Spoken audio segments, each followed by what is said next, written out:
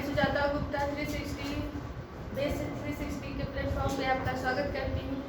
मैंने कल एसएसटी में आपको पढ़ाया था the rise of nationalism in Europe. मैं सुजाता गुप्ता आप लोगों को सबसे पहले ये बताना चाहती हूँ कि एसएसटी जब हम पढ़ते हैं तो हमें बहुत डर लगता है बहुत सारी चीज़ें हमें याद करनी पड़ेगी, कैसे कैसे डेट वाइज याद करेंगे, क्या करेंगे, बहुत सारी एसएसटी को याद करना ही हम लोग को बहुत भारी लगता है। बट अगर हम उसको तरीके से याद करेंगे, थोड़े थोड़े करके याद करेंगे, समझ के याद करेंगे तो कोई हमें रटंतु विद्या नहीं करनी पड़ेगी।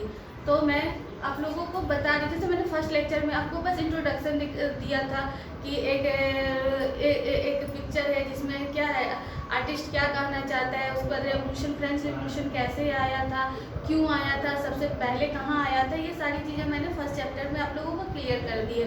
और मैं इसी कारण वीडियो बहुत कम बना रही हूँ ताकि आप लोग पढ़ें और जितना पढ़ें उतना आपके दिमाग में रहे।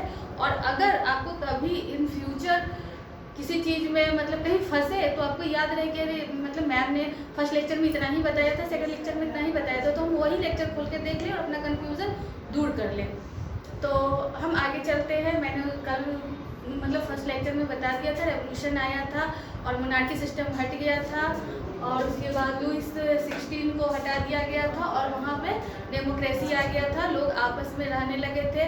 उसके 3 स्लोगन्स थे, जो भी थे सारी चीज़ें अगर आपको देखना हो तो मेरे पहले लेक्चर में देख सकते हैं और अपना क्लियर कर सकते हैं। अब हम आज का लेक्चर 2 स्टार्ट करते हैं, जिसमें है आप बोर्ड पर देखते हुए यहाँ पे मैंने लिखा है राइज ऑफ नेपोलियन।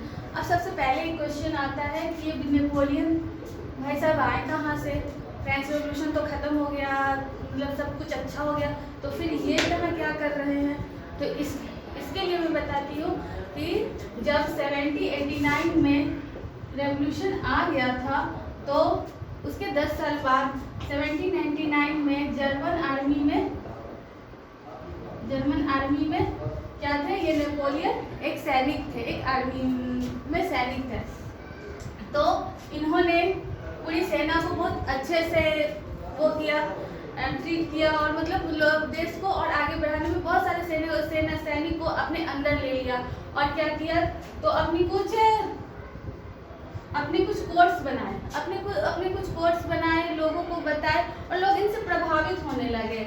और ये क्या किए, धीरे धीरे अपना डिक्टेटरशिप लिया। यहाँ पे हम देख रहे हैं कि ये क्या किए, डिक्टेटरशिप लिया है अपना। जैसे हम देखते हैं कि हमारे आसपास के भी जो बहुत सारे देश है पहले डेमोक्रेटिक रहते हैं, लेकिन कुछ सिचुएशंस ऐसी आ जाती है कि सारी सत्ता क्या होती है, सैनिकों के हाथ में चली जाती है और वहाँ का जो मेन गवर्नर, वहाँ का जो मेन रहता है वो क्या करता है, तो पूरा देश चलाने लगता है। उसी तरह से फ्रांस में भी ऐसा ही कुछ हुआ था।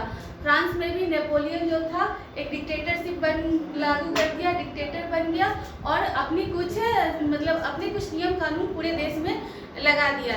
वो नियम कानून कुछ अच्छे थे, इम्प्रेसिव थे, तो लोगों को अच्छे भी लगे और कुछ बुरे भी थे। तो मैं आपको इन दोनों चीज़ों के पॉजिटिव वे में भी और निगेटिव वे में, दोनों में मैं बताऊंगी नेपोलियन की कुछ अच्छी बातें क्या थी और नेपोलियन की कुछ बुरी बातें क्या थी। तो फर्स्ट हम पॉजिटिव वाली बातें डिस्कस करते हैं। सबसे पहले नेपोलियन ने जो कोड लगाया था उसका नाम था नेपोलियन कोड ऑफ 804। ये चीज़ हमेशा याद रखना है कि नेपोलियन की जो संहिता थी उसका नाम था नेपोलियन कोड या नेपोलियन संहिता 804। इस डेट को आराम से हम लोग याद कर सकते हैं। उसके 2 साइड्स थे। फर्स्ट साइड था पॉजिटिव साइड। अब पॉजिटिव साइड में क्या था ये हम डिस्कस करते हैं। तो पॉजिटिव साइड में था एस्टैब्लिश इक्वालिटी बिफोर लॉ। अब उसने क्या किया, जब फ्रेंच रेवोल्यूशन आया था तो इक्वालिटी की तो बात कही ही गई थी, तो वो जानता था कि अगर मैं अगर कुछ गलत करूँगा तो फिर से लोग क्या करेंगे, मेरे प्रति विरोध कर देंगे।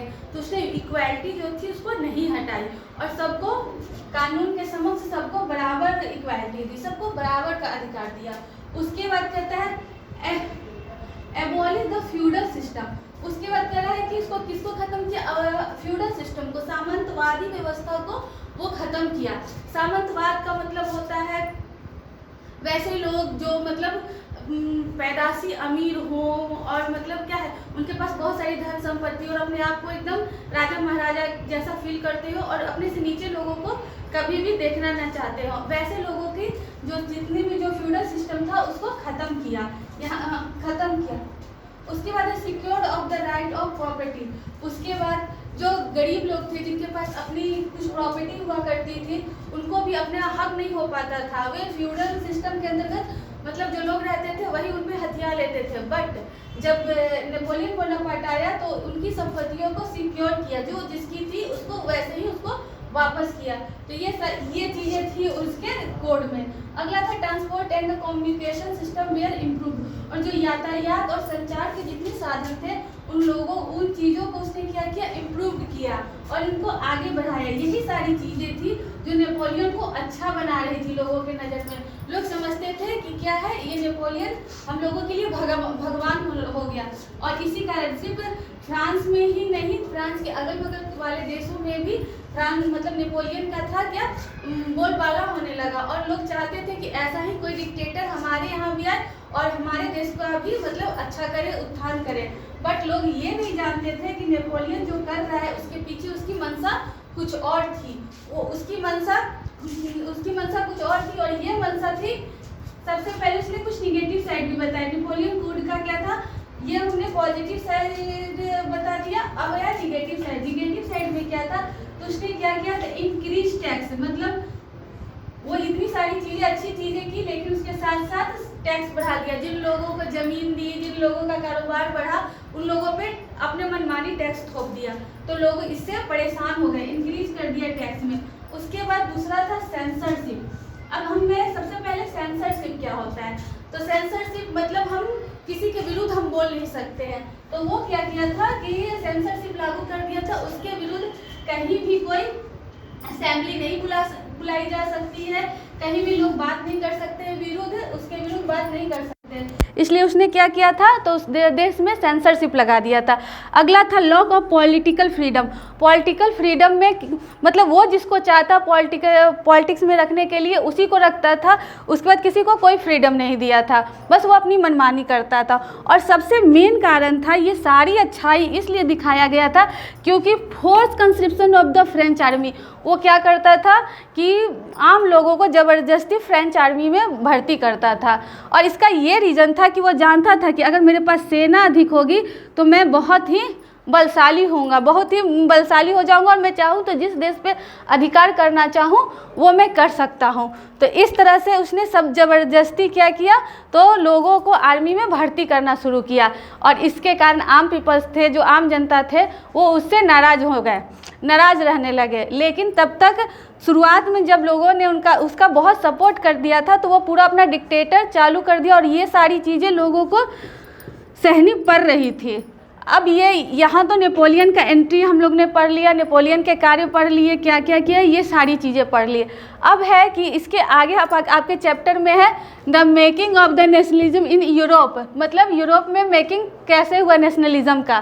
तो सबसे पहले आपने बुक, जब हम अपने मतलब शुरुआत का मैप देखते हैं बुक में, तो देखते हैं कि जिस कंट्रियों का नाम हम लोग अभी जानते हैं, जैसे ये जर्मनी, इटली, फ्रांस, स्विट्ज़रलैंड, ये सारे पहले देश अलग अलग नहीं थे, सब एक ही में थे। बस जिस तरह से एक छोटे छोटे शहर होते हैं उसी तरह से ये शहर थे। और यहाँ पे किन लोगों का राज था, तो एरिस्टोक्रेटस का राज्य था। यहाँ पे सिर्फ अमीर लोग रहते थे।